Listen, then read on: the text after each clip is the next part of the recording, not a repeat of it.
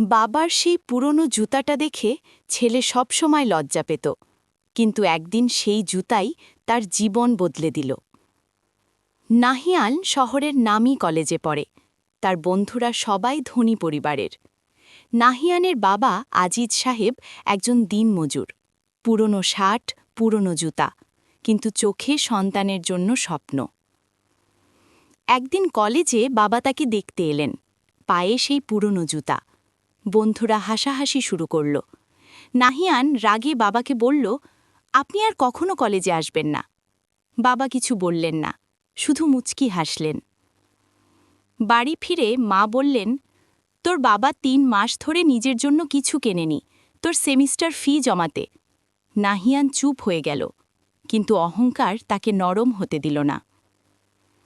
কয়েকদিন পর নাহিয়ান লক্ষ্য করল বাবার জুতাটা ছিঁড়ে গেছে। বাবা রাতে লুকিয়ে সুই সুতো দিয়ে সেলাই করছেন। নাহিয়ান দূর থেকে দেখছিল, কিন্তু কিছু বলল না।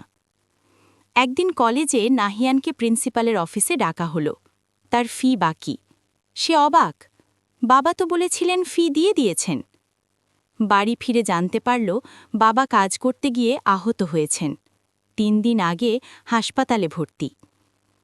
হাসপাতালে গিয়ে নাহিয়ান বাবার পায়ের দিকে তাকালো।